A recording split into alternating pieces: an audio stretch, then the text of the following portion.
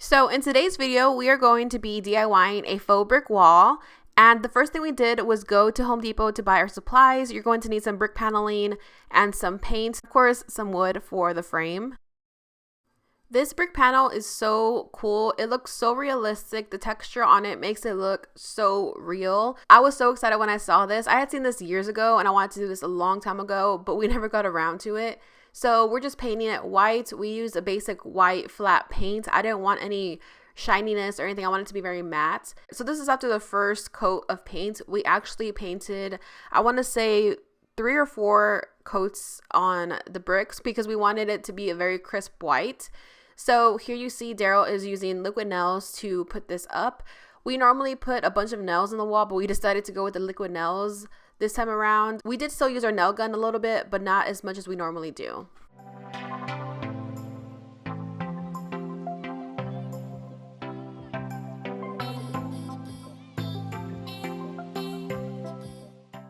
Okay guys, so I'm sorry if the lighting sucks. It is nighttime, but we are working on this wall and I wanted to show you guys.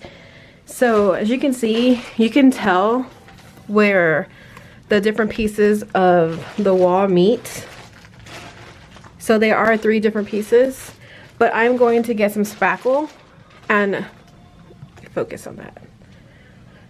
There we go. So I'm gonna get some spackle and fill this in and try to make it look all one piece. And then look what I have. Of course, you already know I'm going to incorporate some wood. Right now we are measuring this because we're gonna put a frame around it. And I'm going to stain this. So that's what we're doing for that. So this is the spackle we're going to use. I will be doing that right now. And also I'm still going to paint the wall more because it's still not the crisp white that we want. So we're gonna paint that again. But I am so excited for this. It's looking really, really good.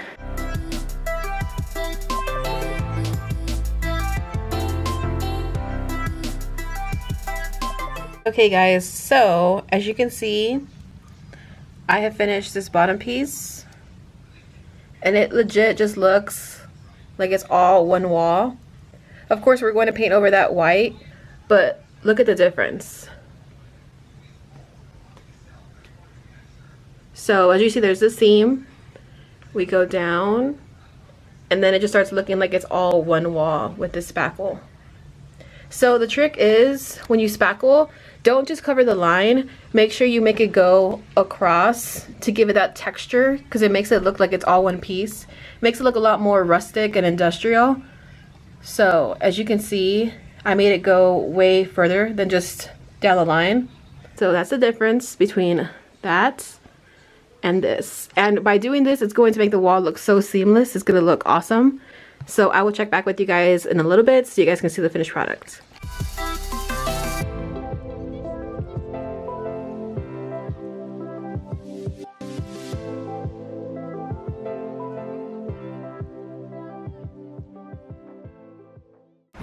Okay, so I finished this one seam right here compared to that one right there.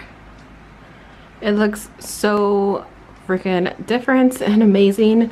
So also what I'm going to do, just to make it look like it's all the same, I'm going to still use this spackle and fill in all the nail holes that we did.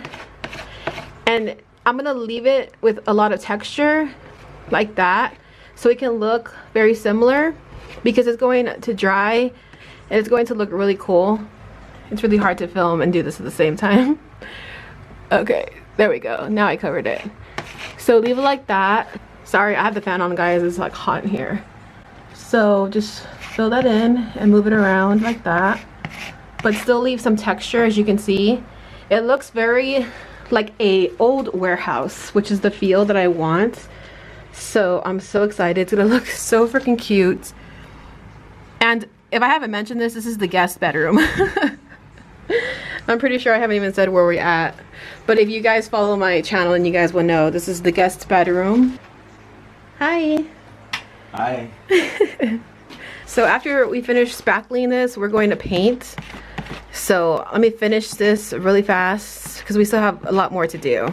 So next up is my favorite part. You guys already know I love stain. The two colors I'm going to mix are going to be Early American and Golden Oak. I wanted a more light wood this time around, a cedar type color, and this combination is perfect, guys. So I started with Golden Oak as the base, and then I added the Early American on top of the Golden Oak to get it a more darker color. This technique ended up making the perfect color for me. I really love it. So if you guys do like this color combination, I will list everything down below for you guys.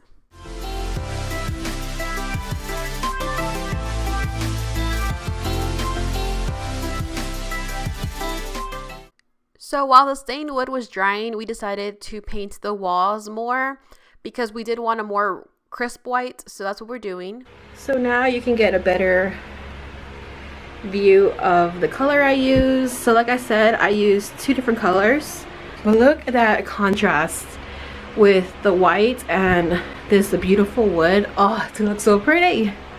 So now it's time to put it all together. I am so happy with the way this all turned out.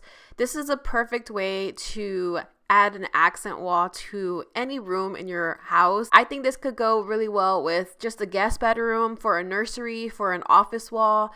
So I am so excited with the final product. It just looks so pretty. It has completely transformed the guest bedroom. We plan on doing a complete remodel on this room, so of course I will film that for you guys. I'm so excited with the way it turned out. I hope you guys enjoyed this video. If you guys like this video, make sure you give it a thumbs up.